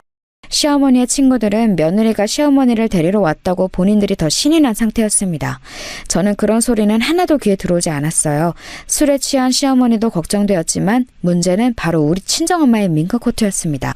이미 발에 많이 밟힌 상태라 딱 봐도 세탁한다고 해결되는 상태가 아니었어요. 털이 누가 봐도 상한 상태였습니다. 그 밍크 코트를 보는데 저도 모르게 눈물이 막 나오더라고요. 시어머니는 그것도 모르고 제가 왔어도 본 척도 하지 않았습니다. 술에 취해서 본인 친구들과 술을 마시느라 바빴어요. 누더기가 된 밍크 코트를 붙들고 울고 있으니 시어머니의 친구가 그런 저를 알아챘습니다. 어머, 야, 네 며느리 지금 울고 있어. 저 밍크 코트 네 것 아니었어? 왜 코트를 붙잡고 우는 거야? 이게 무슨 일이야? 저기요, 괜찮아요? 너무 서럽게 울어서 모른 척 하기도 그렇네. 저거 내 거라니까. 며느리가 나 생일이라고 사준 거라고 했잖아. 세아가. 내가 미안하다. 아마 자기가 사줬는데 내가 술 마시느라 신경 못 써서 속상해서 그런가. 아가, 미안해. 술에 취해 미안하다고 하는 시어머니를 억지로 데리고 그 자리를 나왔어요. 차에 타서 일단 우리 집으로 데려가는데 시어머니는 집에 가는 내내 술 냄새를 풍겼습니다. 오는 제가 보이지도 않는지 혼자 동창회에 나온 본인 친구들을 시원하게 욕하더라고요. 집에 도착해서 남편에게 전화로 내려오라고 하고 밍크코트를 살펴보았습니다. 가까이서 자세하게 보니까 더욱 말이 아니었어요. 이건 세탁해도 절대 원래 상태로 되돌아올 수가 없었습니다. 제가 계속 오니까 남편은 중간에서 난감해 보였어요. 일단 시어머니는 술에 너무 취한 상태라 그대로 택시를 태워 집으로 보냈습니다. 그리고 다음날 엄마에게 전화해서 그냥 잃어버렸다고 거짓말을 하게 되었어요. 엄마는 너무 아끼던 코트고 그게 세상에서 딱 3벌밖에 없는 거라고 많이 속상해 하셨습니다. 다시 살 수도 없는 거라 상당히 의미가 있는 거였는데 너무 서운해 하셨어요. 엄마를 달래느라 얼마나 고생했는지 몰라요. 제가 이렇게 화가 난 엄마를 달래느라 고생할 동안 시어머니는 저에게 연락이 아예 없었습니다. 예의상 코트가 어떻게 되었냐고 묻기라도 해야 하는 거 아닌가요? 심지어 사실 그때 시어머니가 빌려간 제 가방도 엉망이 되었거든요. 처음에는 코트 때문에 가방이 보이지도 않았는데 나중에 보고 얼마나 화가 났는지 모릅니다. 결국 제가 먼저 시어머니에게 연락했는데 반응이 너무 놀라웠어요. 어머니, 밍크코트 분명히 조심히 입겠다고 하셨잖아요. 코트도 그렇고 가방도 그렇고 이거 절대 다시 사용 못해요. 세상에 몇 벌 없는 거라 친정엄마가 많이 속상해하세요. 제가 일단 급하게 잃어버렸다고 거짓말했는데 저도 속상하네요. 예. 내가 술을 마셔서 기분이 좋아서 실수한 거를 이렇게 쥐잡듯이 잡니? 아무리 그래도 난 네 시어머니야. 어떤 며느리가 시어머니한테 이렇게 경우 없이 대하니? 네가 돈 많으면 다야? 그래, 나 가난해. 가난하다고. 어머니, 갑자기 그게 무슨 소리세요? 그냥 저는 다음부터는 이런 일 없었으면 좋겠다고 말씀드리는 거예요. 저는 어머니 무시할 생각 전혀 없어요. 그리고 제 것이면 저도 이런 말 안 하는데 저거 친정엄마 거라 제가 처음부터 걱정했잖아요. 그런데 괜찮다고 하신 건 어머니고요. 사람이 살다 보면 그럴 수도 있는 거야. 나야말로 너한테 서운하다. 내가 너 결혼하고 시집살이 한번 시킨 적 있니? 어디 내가 다른 시어머니처럼 시집살이 제대로 보여줄까? 밍크코트가 뭐라고 사람을 이렇게 민망하게 하니? 시어머니는 제가 코트 얘기를 꺼내자 불같이 화를 내기 시작했어요. 제가 당신을 무시했다고 아주 잔뜩 화가 나셨습니다. 남편에게 말하자 남편은 본인 엄마지만 왜 저러는지 모르겠다고 하더라고요. 만약 이때 남편이 제 편을 들어주지 않았으면 저는 실망했을 거예요. 아무튼 시어머니는 본인 말대로 그 다음부터 굉장히 유치하게 나오기 시작하셨어요. 사람이 제일 유치할 때가 언제인지 아세요? 바로 먹는 것으로 차별할 때랍니다. 제가 특이사항이 하나 있는데 해산물은 못 먹어요. 특히 해산물 날 것은 알레르기가 있어 아예 먹으면 안 될 정도로 심각합니다. 이걸 시어머니도 제가 시댁에 가서 해산물에 손을 대지 않으니 이미 알고 계셨어요. 그래서 제가 시댁에 가는 날은 시부모님이 일부러 해산물을 배제해서 준비해 주시곤 하셨습니다. 저도 그런 시부모님이 너무 감사해서 꼭 시댁을 방문할 때는 와인이나 한우를 준비했어요. 그런데 밍크코트 사건 뒤로 기가 막힌 상황이 발생하게 되었습니다. 하필 코트 사건 다음 주가 아버지가 생신이었거든요. 평소에 시아버지는 외식보다 집에서 드시는 것을 훨씬 선호하세요. 그래서 시아버지 생신 때는 늘 집에서 거하게 차려 먹고는 했습니다. 원래 시댁 행사가 있으면 저도 가서 많이 도와드리곤 했는데 그날은 저도 기분이 상해서 일부러 도착 시간에 맞춰서 가게 되었어요. 시누이와 몰래 연락해서 미안하다고 뒤에서 말을 맞춰놓긴 했습니다. 시누이는 다행히 자기 엄마보다 제 편을 들어주었어요. 시누이도 남편도 본인 엄마를 이해하지 못한다고 해서 제 마음도 조금 풀린 상태였습니다. 그래서 이왕 가서 일단 그래도 어른이니까 제가 먼저 다가가야겠다고 생각했어요. 그런데 도착해서 저는 너무 유치해서 할 말이 없었습니다. 왜냐하면 음식이 죄다 해산물이었어요. 생선구이부터 시작해서 메인 요리도 해산물찜이었습니다. 게다가 저는 날 것을 전혀 먹지 못하는데 회, 초밥, 굴까지 아주 다양한 날 것 요리가 많았어요. 새우랑 가리비까지 해산물이 아닌 요리는 오로지 맨밥이었습니다. 그 식탁을 보고 저는 할 말을 잃었어요. 물론 그날도 백화점에서 가장 등급이 좋은 한우를 챙겨갔었는데 주고 싶은 마음이 들지도 않았습니다. 식탁 위에 음식을 보고 시누이와 남편 그리고 시아버지도 머쓱한 표정이었어요. 본인들도 제가 해산물을 못 먹는 것을 아니까 얼마나 황당했겠어요. 오로지 시어머니만 신이 나서 먹으라고 재촉했습니다. 시누이가 먼저 나서서 그럼 새언니는 어떤 음식을 먹냐고 했더니 시어머니는 아예 못 들은 척을 하더라고요. 저는 그래서 일부러 그날 아무것도 먹지 않았습니다. 시누이가 계란말이라도 해준다고 일어나는데 제가 안 먹겠다고 했어요. 숟가락을 들고 있지 않으니 남편도 제 눈치를 보더라고요. 시아버지도 괜히 머쓱했는지 치킨을 배달하라 하고 분위기가 아주 엉망이었습니다. 거기다 대고 시어머니가 뭐라 말씀했는지 아세요, 여러분? 아휴, 유난이야. 그냥 내가 오늘은 해산물을 준비하고 싶었어. 이렇게 해산물이 싫으면 본인이 와서 요리하는 것을 돕고 그래야지. 저렇게 무슨 백화점에 가서 한우만 사오면 다야? 준비한 사람 무하는 건 생각 안 해? 아, 그래도 이 사람아, 며느리가 아예 해산물을 못 먹는데 이건 너무 유치하잖아. 세아가 너무 미안하다. 지금 우리 아들이 치킨 시켰다고 하니까 그거라도 먹어, 응? 급기야 시아버지와 시어머니가 식탁에서 큰 소리로 싸우기 시작했어요. 저는 그 자리에 더 있기가 싫어 가방을 챙겨 일어났습니다. 개인적으로 시아버지는 항상 저에게 잘해주셨거든요. 그런데 생신기념으로 온 자리였는데 너무 죄송했습니다. 하지만 시댁에 계속 있으면 분위기가 더 엉망이 될 것 같았어요. 그래서 가방을 챙겨 일어났는데 시어머니가 불난집에 부채질을 본격적으로 하기 시작했습니다. 그래도 자리는 지켜야 그게 사람의 도리지. 어디 가는 거니? 그렇게 네 기분대로 행동하면 되겠어? 아휴, 저러니까 아이가 안 생기지. 이게 다 사람이 마음을 곱게 먹어야 아이가 생기는 거야. 아우, 아니 엄마 진짜 왜 그래? 세훈이한테 그러지 마. 왜 갑자기 문제가 아이로 튀어? 안 그래도 세훈이랑 오빠가 아이 못 가져서 얼마나 스트레스 받는지 알잖아. 저는 시어머니의 말을 듣고 너무 속상해서 그 자리에서 뛰쳐나왔어요. 시누이가 본인 엄마는 말리는 소리가 귀로 들렸습니다. 사실 우리 부부는 아이를 신혼 때부터 빨리 가지고 싶어 했어요. 워낙 저는 아이에 대한 갈망이 컸고 남편 또한 마찬가지였습니다.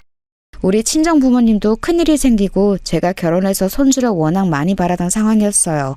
게다가 새언니가 사고로 아이를 잃었고 친언니는 휠체어에 의존해서 사느라 아이 생각은 전혀 없었거든요. 안타깝지만 그 사고 이후에 친언니는 형부와 이혼까지 하게 되었고요. 그래서 우리 집안의 유일한 손주 희망은 오로지 저 하나였습니다. 원래 너무 바라면 이루어지지 않는다는 말 아세요? 제 상황이 딱 그 상황이었어요. 그렇게 아이를 가지고 싶어 했는데 도저히 생기지 않더라고요. 아이를 원해서 전국에서 유명하다는 한의원만 3곳을 직접 갔습니다. 아이 생기는 한약을 몇 번을 먹었는지 몰라요. 그리고 당연히 불임병원도 주기적으로 다녔고 미신이란 미신은 다 했습니다. 차라리 무슨 문제가 있으면 그걸 고치면 되는데 병원에서는 오히려 문제가 없다고 해서 더 고통이었어요. 그렇게 전혀 오지 않는 아이를 기다리는 것도 상당히 큰 고통이었습니다. 밤마다 하늘에 대고 얼마나 빌었는지 몰라요. 오죽하면 우리 친정아빠는 유명한 무당한테 국까지 받자고 하셨습니다. 그렇게 모두가 아이를 원하던 상황이었어요. 시어머니도 당연히 그 사실을 알고 있었습니다. 그런데 그런 말을 제게 한 거였어요. 차를 타고 집으로 가는 내내 눈물이 멈추질 않았습니다. 밍크코트 사건이 이렇게 될 거라고는 전혀 상상하지 못했어요. 그나마 다행인 것은 남편과 시누이 태도였습니다. 남편이 계속해서 저를 옆에서 위로했어요. 만약에 본인 엄마 편을 조금이라도 들었으면 저는 당장 친정으로 갔을 거예요. 그런데 옆에서 본인 엄마가 왜 저러는지 이해할 수 없다고 저 대신 욕하더라고요. 시누이도 그 사건 이후에 계속해서 저에게 연락했어요. 자기가 대신 미안하다고 얼마나 난리였는지 모릅니다. 남편과 시누이 그리고 심지어 시아버지까지 나서서 저에게 사과하니 마음이 조금 누그러졌어요. 심지어 시아버지는 저에게 미안하다고 백화점에 가서 화장품을 선물로 사오셨습니다. 그러면서 임신에 관해 부담감을 가지지 말라고 하셨어요. 당신께서 대신 죄송하다고 너무 미안해 하더라고요. 시누이도 아침 저녁으로 제 안부를 물었어요. 카페에 가서 기분 전환이라도 하라고 기프티콘 보내주었습니다. 물론 시어머니한테 연락은 전혀 없었습니다. 제게 잘못한 당사자의 사과를 직접적으로 받지 못하니 조금의 앙금은 남아있는 상태였어요.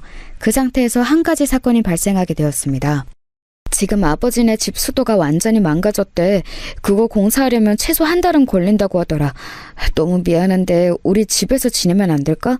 당신 절대 안 거슬리게 할게. 만약 2주 정도면 호텔에 보내드릴 텐데 한 달이라 애매하네. 그래? 어차피 남는 방이 있으니까 괜찮긴 한데 그럼 어머니도 오시는 거지? 나 그때 이후로 어머니랑 아예 연락 안 했잖아. 괜히 우리 집에 와서 갈등 생기면 나 그때는 못 참아. 우리 집이니까 내가 그건 어떻게든 막을게. 너무 걱정하지 마. 만약 엄마랑 당신이랑 부딪히면 나는 완전히 당신 편이야. 알지? 시댁 부엌 싱크대 쪽에 문제가 생겨서 시댁 식구들이 다 우리 집으로 오게 되었습니다. 결혼할 때 우리 아빠가 큰 집에서 살라고 좋은 집을 얻어주었거든요. 그래서 남는 방이 2개나 있어서 같이 생활하는 것은 문제가 되지 않았습니다. 시어머니를 제외한 시아버지와 시누이는 저에게 잘해주었으니 더욱 괜찮았어요. 문제는 바로 시어머니였습니다. 시아버지 생신 사건 이후로 시어머니와 저는 한 번도 마주치질 않았거든요. 제가 시댁에 가는 것을 불편해해서 남편이 혼자 가기도 했었어요. 하지만 남편은 본인을 믿으라고 저에게 호언장담했습니다. 결국 시댁 식구들이 다 우리 집으로 오게 되었어요. 처음에는 시어머니와 너무 어색했습니다. 그런데 시간이 지나면서 다행히 조금씩 분위기가 풀리기 시작했어요. 시누이와 시아버지가 중간에서 많이 노력했습니다. 어차피 우리 집에는 일하는 이모님이 2분이나 계셔서 집안일이 딱히 필요하지 않거든요. 그런데도 시누이는 눈치가 보이는지 중간에서 집안일도 하고 분위기를 좋게 만들었습니다. 시어머니도 다행히 제 앞에서 거슬리는 말을 전혀 하지 않아서 다행이었어요. 그런데 한 가지 이상한 점이 있었습니다. 원래 제가 잠들면 누가 업어가도 전혀 몰라요. 이미 잠들면 아무리 텔레비전 소리를 크게 틀어도 모릅니다. 그래서 처음에는 몰랐는데 어느 날 새벽에 화장실이 너무 급해서 눈을 뜨게 되었어요. 그런데 화장실에 다녀왔더니 남편이 침대에 없었습니다. 제가 화장실에 갔다 왔으니 거기에 없는 것은 알고 있었는데 이상했어요. 부엌에 간 건지 거실로 나간 건지 궁금했지만 일단 졸려서 잠들었습니다. 그리고 몇 시간 뒤에 눈을 떴더니 남편이 그대로 침대에 누워 있었어요. 그래서 대수롭지 않게 생각했습니다. 그런데 이 뒤로 제가 한 번 더 새벽에 눈을 뜨게 된 날이 있었어요. 그날도 이상하게 화장실이 너무 가고 싶어서 일어났는데 남편이 옆에 없더라고요. 한 번도 아니고 2번이나 새벽에 일어났을 때 남편이 없으면 누구라도 이상하게 생각하잖아요. 그래서 그날은 방 밖으로 남편을 찾으러 갔는데 남편이 집에 아예 없었습니다. 더 이상했던 점은 집이 지나치게 고요했어요. 그냥 초기에 살짝 이상해서 다른 가족들이 자는 방의 문을 열었는데 저는 너무 놀라 입을 틀어막게 되었습니다. 왜냐하면 시부모님과 시누이도 집에 아예 없었어요. 너무 놀랐지만 최대한 진정하고 핸드폰으로 전화하려고 안방으로 갔는데 제가 들어가자마자 현관문이 열리는 소리가 들렸어요. 순간 재빨리 자는 척을 하고 침대에 누웠더니 남편이 방으로 들어왔습니다. 식구들은 다 같이 들어왔는데 서로 아무 말도 하지 않았어요. 남편도 너무 아무렇지 않게 제 옆에 누워 잠들었습니다. 다음날 아침에도 새벽에 일을 그 누구도 먼저 말하지 않았어요. 먼저 말을 꺼낼까 하다 저는 꾹 참았습니다. 그리고 그날은 잠을 자지 않고 기다렸어요. 자는 척을 하고 있었더니 또 새벽 2시가 되자 식구들이 저만 빼고 집을 나갔습니다. 이건 아무리 생각해도 이상했어요. 그래서 다음날 결국 저는 제가 먼저 말을 꺼냈습니다. 여보, 새벽에 다 같이 나가는 건 도대체 왜 그러는 거야? 혹시 내가 모르는 무언가가 있어? 너무 궁금해서 도저히 참을 수가 없어. 당신 그거 어떻게 알았어? 원래 잠들면 누가 업어가도 모르잖아. 별거 아니야. 당신은 신경 쓰지 않아도 돼. 나는 당신이 안 게 더 신기하네. 남편은 심하게 당황하더니 이유를 전혀 알려주지 않았습니다. 이상할 정도로 수상하게 숨겼어요. 아무리 물어봐도 절대 입을 열지 않았어요. 오히려 그 자리를 피하기 급급했습니다. 저는 그런데 궁금한 것을 절대 못 참거든요. 그래서 결국 그날 밤 또 새벽에 나가게 된다면 미행하려고 했어요. 역시 새벽 2시가 되자 식구들은 조용히 집을 나갔습니다. 자는 척 눈을 꾹 감고 있었는데 남편은 제 앞에서 손을 흔들어 보더라고요. 제가 완전히 잠든 것을 확인하자 밖으로 나갔습니다. 조용히 일어나서 몰래 택시를 불러 뒤따라갔어요. 들킬까봐 얼마나 마음을 졸였는지 모릅니다. 그리고 도착한 곳은 바로 병원이었어요. 저는 사실 속으로 혹시 위험한 곳을 가면 어떡하나 걱정했거든요. 그런데 의외로 병원에 가길래 오히려 당황했습니다. 다행히 병원이라 사람들이 많아 미행에도 들키지 않았어요. 시댁 식구들을 뒤따라갔더니 택시로 가더라고요. 너무 자연스럽게 행동하는 모습에 많이 놀랐습니다. 그런데 그 뒤에 들리는 대화 내용을 듣고 저는 더 놀라게 되었어요.